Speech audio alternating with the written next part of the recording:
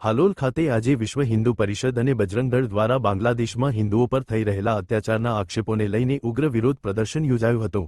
Halol ST depot નજીક આવેલી police ચોકી આગળ વીએચપીના કાર્યકરો દ્વારા બાંગ્લાદેશની અંતરિમ સરકારના વડા મોહમ્મદ યુનુસનું જાહેરમાં પુતળું સળગાવી રોષ વ્યક્ત કરવામાં આવ્યો હતો।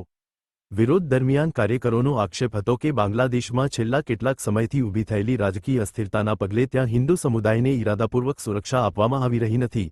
તેમના જણાવ્યા મુજબ અંતરિમ સરકાર દ્વારા રાજકીય અસ્થિરતાના મુદ્દે ભારત અને હિન્દુઓને જવાબદાર ઠેરવવાનો પ્રયાસ થતા દેશમાં હિન્દુઓ વિરુદ્ધ વાતાવરણ ઊભું થયું છે। પરિણામે હિન્દુઓના ધાર્મિક મંદિરો, રહેણાંક મકાનો અને દુકાનોને નિશાન બનાવવાની ઘટનાઓ બની હોવાના આક્ષેપો કરવામાં આવ્યા। વીએચપી કાર્યકરો દ્વારા વધુમાં એવો દાવો કરવામાં આવ્યો કે તાજેતરમાં એક હિન્દુ યુવકની બેરહેમીથી હત્યા કરી તેના મૃતદેહને વૃક્ષ પર લટકાવી સળગાવી દેવામાં આવ્યો હોવાની ઘટના સામે આવ્યા બાદ સમગ્ર ભારતમાં બાંગ્લાદેશ સરકાર સામે જનાક્રોશ ફાટી નીકળ્યો છે। આ પરિસ્થિતિને ધ્યાનમાં રાખીને દેશભરમાં વિવિધ સ્થળોએ વિરોધ પ્રદર્શન યોજાઈ રહ્યા છે। હાલોલમાં યોજાયેલા આ વિરોધમાં કાર્યકરોએ બાંગ્લાદેશમાં વસતા હિન્દુઓના હિતોની સુરક્ષા સુનિશ્ચિત કરવાની માંગ સાથે ભારત સરકારને કડક પગલાં લેવા અપીલ કરી હતી।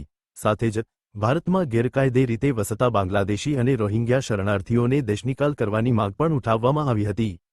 પ્રદર્શન દરમિયાન સ્થાનિક પોલીસ દ્વારા કાયદો વ્યવસ્થા જળવાઈ રહે તે માટે તકેદારી રાખવામાં આવી હતી।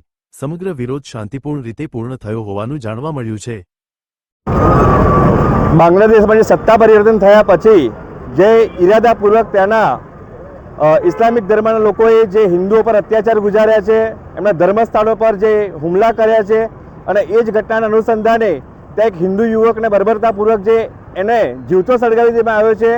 આ ઘટનામાં ત્યાંની સરકાર બિલકુલ નિષ્ક્રિય થઈ ગઈ છે, ત્યાંનું વહીવટીતંત્ર નિષ્ક્રિય થઈ ગયું છે અને આ રીતે એક ઇરાદાપૂર્વક હિન્દુઓ પર એક અત્યાચાર ગુજારવામાં આવે છે।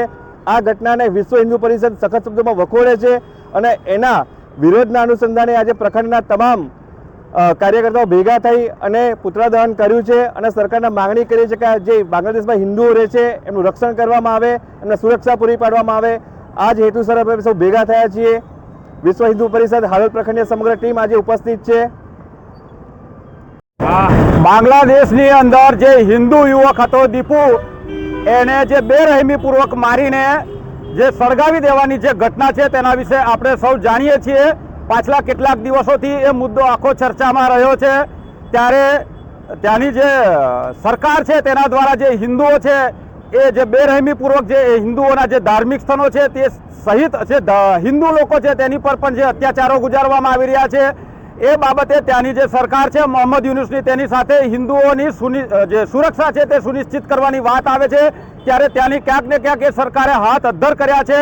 એટલે આજે અમે વિશ્વ હિન્દુ પરિષદ હાલોલ પ્રખંડ દ્વારા મોહમ્મદ યુનુસનું જે પુતળું છે તેને બારીને ત્યાં બાંગ્લાદેશની અંદર રહેતા હિન્દુઓ અને જે આપણા દૂતાવાસના જે સરકારી અધિકારીઓ છે તેમની સુરક્ષા સુનિશ્ચિત કરવામાં આવે તેવી અમે એક માંગ કરી છે।